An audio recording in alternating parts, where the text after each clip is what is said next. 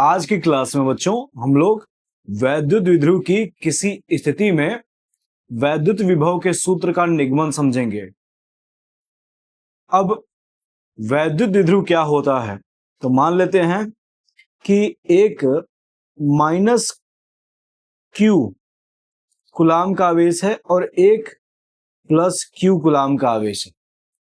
Minus Q वाला बिंदु ए पर है, प्लस क्यू वाला बिंदु बी पर है। इन दोनों के निकाय को ही, यानी ये दो आवेशों का निकाय विद्युत द्विध्रुव कहलाता है, जब ये दोनों बहुत ही पास पास होते हैं। अब लास्ट क्लास में हम लोगों ने इसकी अक्षीय स्थिति में स्थित बिंदु पर तीव्रता के सूत्र का निगमन निकाला था और निरक्षीय स्थिति में विद्युत विभव के सूत्र का निगमन किया था। इस क्लास में हम लोग क्या करेंगे, यहां इसके केंद्र बिंदु O से R दूरी पर स्थित बिंदु P, जो कि इसके विद्युत द्विध्रुव आघूर्ण वेक्टर P की दिशा से थीटा कोण पर, ठीक है, यहां ये वाली डायरेक्शन किसकी है, वेक्टर P की है, और ये उस बिंदु P की दिशा है। तो इन दोनों के बीच में कोण कितना है, थीटा है। और इससे इस विद्युत द्विध्रुव की किसी भी स्थिति में विद्युत विभव का सूत्र हमें मिल जाएगा। ठीक है, तो अब इसे करने के लिए हम क्या करेंगे, देखिए, आप वैद्युत द्विध्रुव के कारण विद्युत विभव कैसे निकालेंगे। तो एक प्लस क्यू आवेश है, एक माइनस क्यू आवेश है। आप दोनों आवेशों के कारण अलग अलग उस बिंदु पर विद्युत विभव निकाल लीजिए और उसके बाद आप क्या करिए कि दोनों को जोड़ दीजिए। जैसा भी चिन्ह रहता है वैसा रख करके जोड़ दीजिए। यदि प्लस है तो प्लस रखकर जोड़िए, माइनस है तो माइनस रख करके जोड़ दीजिए। ठीक है, इसमें भी हम लोग यही करने वाले हैं। हम लोग प्लस क्यू कूलाम आवेश के कारण जो बिंदु P पर विभव आएगा उसको निकालेंगे और इस माइनस क्यू कूलाम आवेश के कारण जो इस बिंदु P पर विभव आएगा उसको निकालेंगे और उन दोनों को हम लोग जोड़ देंगे। अब जैसा कि आपको पता है कि एक प्लस क्यू कूलाम आवेश से स्मॉल r दूरी पर यदि कोई बिंदु स्थित होता है तो उस बिंदु पर उस आवेश के कारण जो विभव आता है बिंदु P पर, वो V बराबर होता है small k Q upon R। ठीक है, जहां Q का मान चिन्ह सहित रखा जाता है। तो यहां प्लस Q कूलाम आवेश के कारण बिंदु P पर विभव कितना आएगा, तो V1 इसको मैं कह रहा हूं और ये V1 बराबर होगा small k Q upon plus Q वाले से बिंदु P की दूरी। तो प्लस Q वाला बिंदु B पर स्थित है, इसलिए इसकी दूरी क्या हो जाएगी, BP हो जाएगी। ठीक, अब इस BP को थोड़ा हम लोग ज्ञात करते हैं। तो देखिए, यहां ये वाली दूरी क्या है, स्मॉल r है और हमें ये वाली दूरी ज्ञात करनी है। तो यहां से यहां तक की दूरी ज्ञात करने के लिए हम क्या करते हैं, यहां से इस वाले पर एक लंब डालते हैं। ठीक, तो यहां से हम इस पर लंब डाल देंगे ऐसे। तो ये वाला एंगल कितना है, 90 डिग्री है। ये वाला भी एंगल कितना है, 90 डिग्री है। ठीक, मैं थोड़ा फिगर को जूम कर रहा हूं ताकि आपको बेहतर तरीके से समझ में आए। अब मान लीजिए कि ये यदि किसी गोले का हिस्सा होते, वृत्त का, ठीक है, ऐसे, तो ये और ये आपस में क्या होते, बराबर होते। इसीलिए यहां इस बिंदु को मैं बिंदु M नाम दे रहा हूं। तो MP बराबर मैं लिख सकता हूं MP बराबर किसके, PB के, और MP बराबर एक चीज और लिखी जा सकती है, MP बराबर OP, यानी आपको ये दूरी निकालनी है तो ये दूरी बराबर किसके हो जाएगी, पूरी इतनी दूरी में से इतना निकाल दूं तो ये वाला मिल जाएगा। यानी MP बराबर क्या हो जाएगा, OP माइनस OM, ये हो जाएगा। अब OM कैसे निकलेगा, तो OM के लिए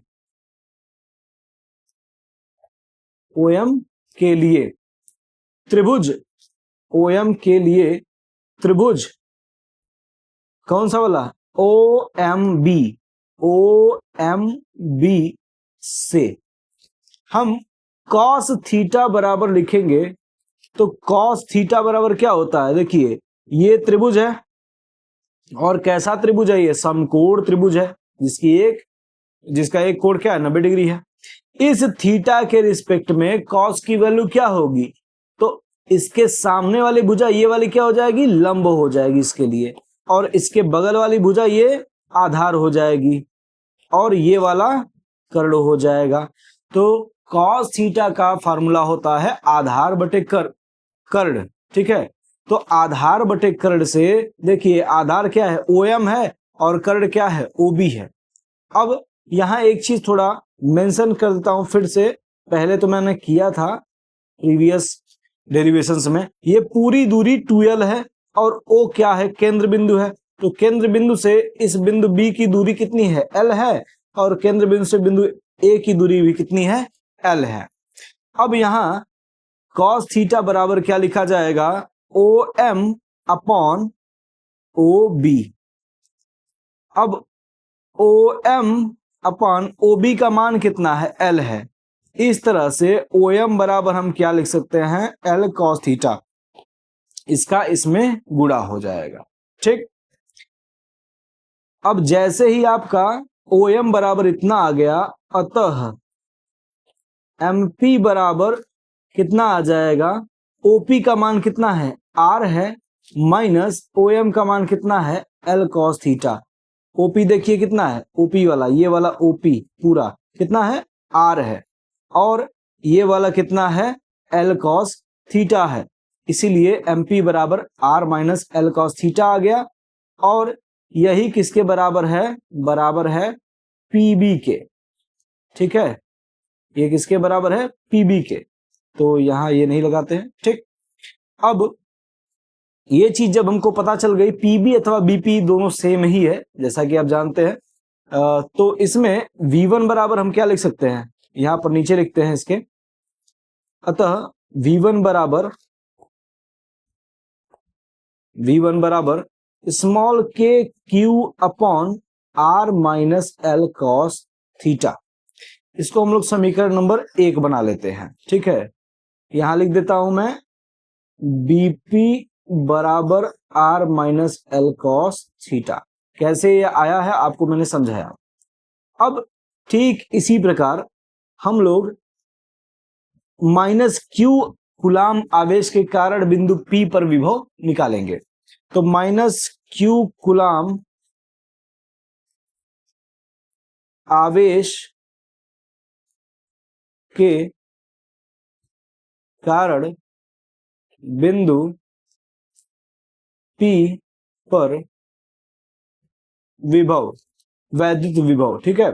तो इसको मैं V2 कह रहा हूं, और ये बराबर होगा स्मॉल k, और आवेश का मान चिन्ह सहित रख दिया मैंने माइनस Q अपॉन जो दूरी है, तो दूरी कितनी है, बिंदु A पर ये माइनस Q आवेश स्थित है, और A से P तक के बीच की दूरी यहां पर आएगी। यानी इसको मैं यदि AP कह दूं तो ठीक रहेगा।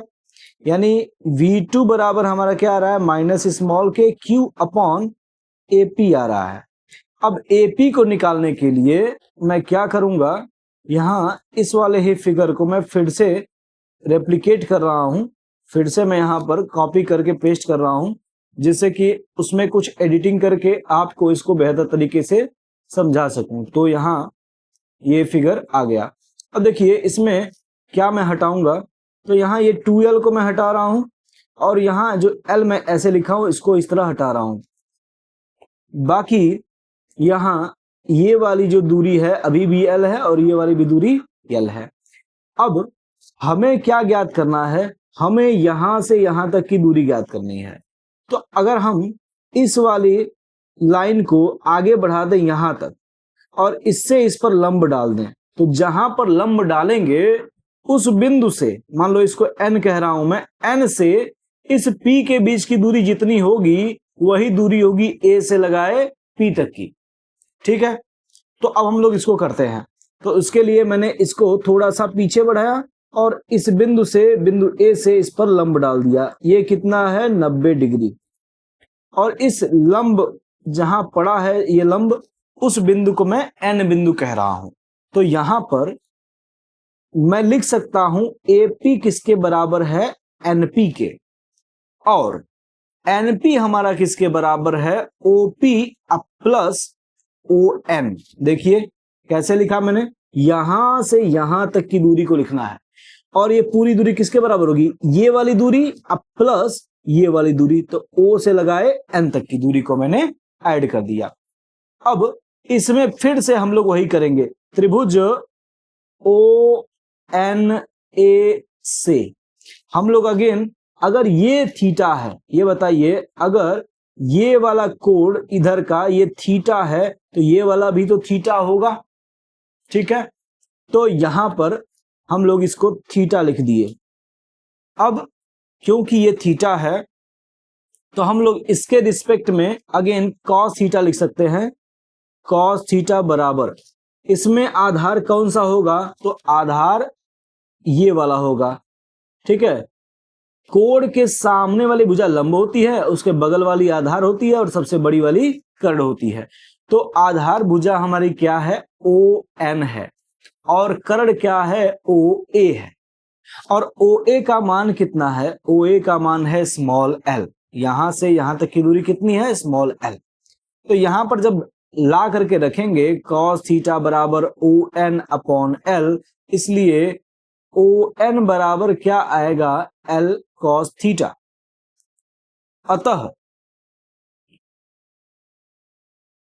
अतः हम क्या लिखेंगे यहां पर,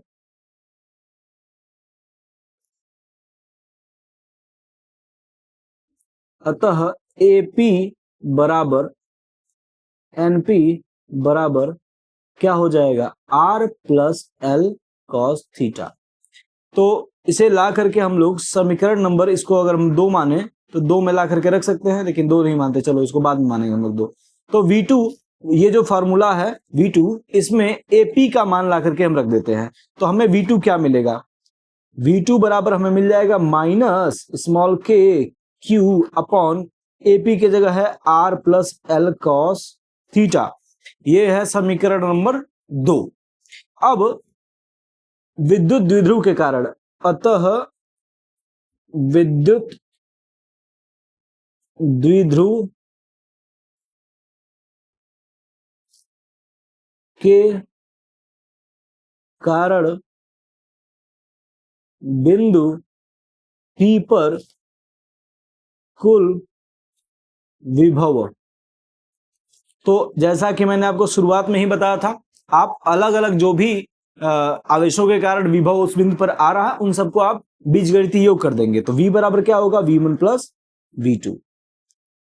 तो V1 का मान क्या आया था, देखिए V1 का मान है ये वाला KQ upon R minus L cos theta, और V2 का मान अभी ऊपर आया है। तो V1 का मान लिख देते हैं यहां पर small KQ upon R minus L cos theta, अब प्लस यहां पर आएगा minus small KQ upon R plus L cos theta.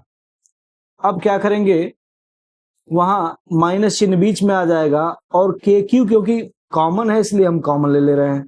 तो यहाँ 1 upon R minus L cos theta आ रहा है और यहाँ माइनस चिन्ह आ जाएगा और यहाँ 1 बचेगा और नीचे आ जाएगा R plus L cos theta. ठीक, अब यहाँ इसका लेंगे हम एलसीएम। तो एलसीएम जब लेंगे तो ये वाला क्या है, a माइनस बी फॉर्मेट में है और इंटू a प्लस बी हो जाएगा। तो a माइनस बी गुणे a प्लस बी बराबर क्या होता है, a square minus b square होता है। यानी यहां पर क्या हो जाएगा, R square minus l square cos square theta, क्योंकि बी क्या है आपका एल कॉस थीटा है, एल कॉस थीटा का होल स्क्वायर करेंगे तो l square cos square theta आएगा।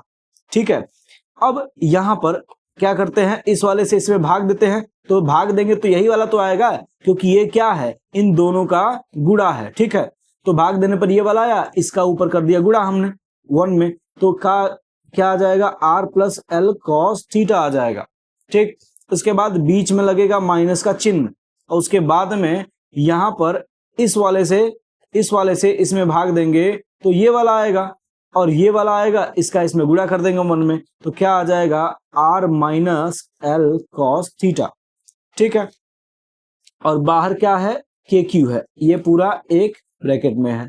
ठीक, इसको हल करेंगे, स्मॉल के क्यू, अंदर क्या आएगा, आर से आर तो कैंसिल हो जाएगा, R plus L cos theta आ रहा है, यहां माइनस से अंदर गुणा होगा तो माइनस आर होगा, और minus into minus plus L cos theta हो जाएगा, divided by r square minus l square cos square theta. ठीक, बराबर। अब इसके बाद क्या होगा, आर से आर कैंसिल आउट हो रहा है, देखिए ये वाला, और ऊपर क्या बचेगा, k into q into 2l cos theta upon r square minus l square cos square theta. अब यहां पर ला करके दो चीजें की जाएंगी। पहली चीज है कि हम लोग q इंटू 2l को p के बराबर लिख देंगे, या p बराबर q इंटू 2l से। ठीक है, तो इसमें जहां पर q इंटू 2l दिख रहा है ना, ये वाला, इसको हम लोग क्या लिख देंगे, स्मॉल p, और ये स्मॉल p क्या है, वैद्युत द्विध्रुव आघूर्ण है। इसके बारे में मैंने लेक्चर में दिया हुआ है, पिछले लेक्चर में आप जाकर के देख सकते हैं। ठीक, तो यहां पर ये वाला लिख देंगे, और उसके अलावा आपको पता है कि वैद्युत द्विध्रुव तब बनता है जब उन दोनों के बीच की दूरी बहुत कम होती है, तो L का मान जो है वो R के मान से बहुत कम है, इसलिए क्या होगा, L स्क्वायर जो होगा वो और छोटा हो जाएगा R स्क्वायर से, चूंकि इसलिए ये वाला। ठीक, और अतः हम क्या करेंगे, अतः एल स्क्वायर को हम लोग 0 की तरफ अग्रसर कर देंगे, यानी 0 बना देंगे। और जैसे ही ये दोनों चीजें, ये दोनों तो आपको हमेशा मिलेंगी, चाहे आप वैद्युत द्विध्रुव के केस में आप उसका वैद्युत क्षेत्र की तीव्रता निकाल रहे हो, चाहे आप वैद्युत द्विध्रुव का के कारण विद्युत विभव निकाल रहे हो, ये दोनों ही केसेस में ये दो चीजें लागू होंगी। जहां पर भी q इंटू 2l आएगा वहां पर आप p लिखेंगे, और l वाली जो टर्म होती है वो इस तरह से 0 हो जाती है।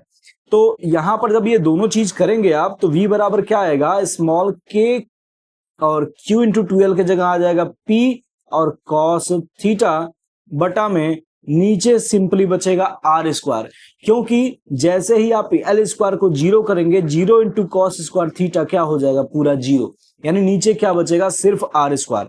इस तरह से ये फाइनल फार्मूला निकल करके आता है, v बराबर kp cos theta upon r square. अब यहाँ स्मॉल k का वैल्यू आप रख सकते हैं और इसको एक जनरल फार्मूला बना सकते हैं। तो स्मॉल k का मान होता है 1/4 pi epsilon naught capital K, और यहाँ पर आ जाएगा p cos theta upon r square.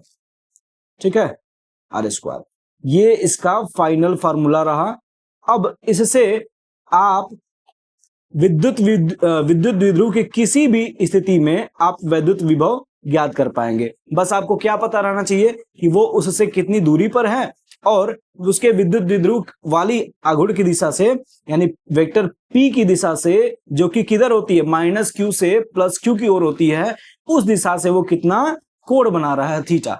बस ये दो चीजें पता रहेंगी तो आप आसानी से उस बिंदु पर वैद्युत विभव निकाल पाएंगे। ये है पूरा इसका निगमन। आशा करता हूं आपको समझ में आया होगा। ठीक है, इसके आगे हम लोग अगली क्लास में ये वैद्युत स्थितिज ऊर्जा को समझेंगे। ठीक है।